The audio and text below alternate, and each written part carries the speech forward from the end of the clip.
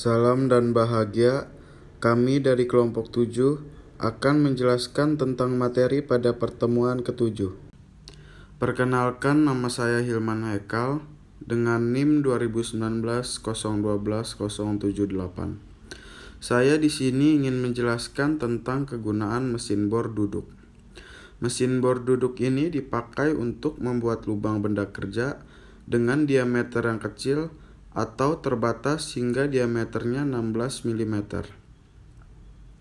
Prinsip kerja mesin bor duduk ini adalah putaran motor listrik yang diteruskan ke poros mesin hingga proses dapat berputar. Kemudian poros berputar yang sekaligus juga sebagai pemegang mata bor duduk ini mampu digerakkan naik turun bersama bantuan roda gigi lurus dan gigi rak yang akan mengatur tekanan pemakanan ketika pengeboran. Perkakas dari mesin bor duduk merupakan salah satu perkakas yang terpenting dalam perbengkelan dan berfungsi untuk menjadikan sebuah lubang. Adapun peran utama dari perkakas bor ini adalah mesin bor duduk untuk menggenggam mata bor, mengikis memutar untuk menghasilkan lubang pada benda kerja.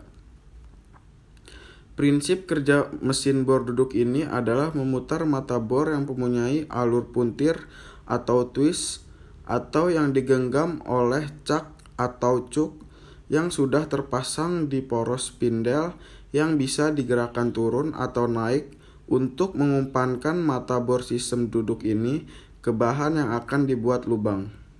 Saya Anas Seleksi Dita Rahmawan dengan NIM 2019-012-073 ingin menjelaskan karakteristik pengerjaan mesin bor. Pertama ada drilling, proses yang digunakan untuk membuat suatu lubang pada benda kerja yang solid. Kedua, step drill, proses yang digunakan untuk pembuatan lubang dengan diameter bertingkat. Ketiga, ada reaming.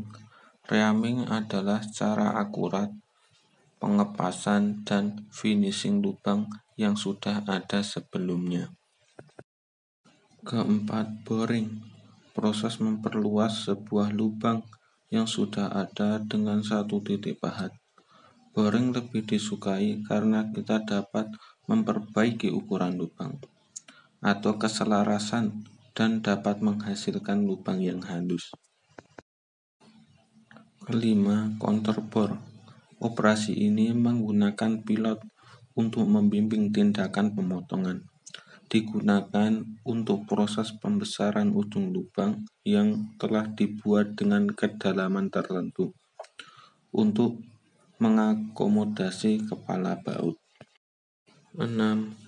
Countersink atau bor benam, khusus pembesaran miring berbentuk kerucut pada akhir lubang untuk mengakomodasi skru versik.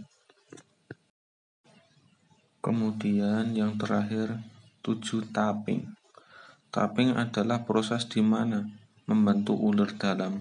Hal ini dilakukan baik oleh tangan atau oleh mesin. Selanjutnya saya akan menjelaskan tentang bagian-bagian mesin bor duduk dan fungsinya. Nama saya Dimas Aji Ardinal, NIM 2019-01-2077. Pertama, base atau dudukan, yaitu sebagai penopang semua komponen yang terdapat pada mesin bor. Base terletak di bagian paling bawah yang menempel pada lantai, biasanya di baut menyatu dengan lantai. Kedua, ada kolom atau tiang, yaitu berfungsi sebagai penyangga bagian-bagian yang digunakan untuk melakukan proses pengeboran. Berbentuk silinder yang mempunyai alur yang berfungsi sebagai jalur gerak vertikal dari meja kerja. Table atau meja kerja merupakan bagian yang berfungsi untuk meletakkan objek benda kerja yang akan dibor. Meja kerja ini dapat diatur menyesuaikan ketinggian yang diinginkan. Selain itu, meja kerja dapat diputar ke kiri dan ke kanan dengan sumbu tetap berporos pada ujung yang melengket pada tiang. Kemudian drill atau mata bor. Mata bor merupakan pembuat lubang atau alur. Kemudian spindle, yaitu sebagai penggerak cak atau pencekam mata bor. Kemudian spindle head, yaitu rumah untuk konstruksi spindle yang digerakkan oleh motor penggerak dengan sambungan berupa belt dan diatur oleh drill feed handle untuk proses pemakanannya. Kemudian ada spindle feed handle, berfungsi untuk menurunkan atau menekankan spindle dan mata bor ke benda kerja sehingga tidak dapat bergerak selama proses pengeboran. Kemudian motor listrik merupakan penggerak utama dari mesin bor, dilengkapi dengan kabel power dan kabel penghubung, skring, lampu indikator, saklar, dan pengatur kecepatan. Itu saja penjelasan dari kelompok kami. Apabila ada kesalahan kata, mohon dimaafkan. Terima kasih. Salam.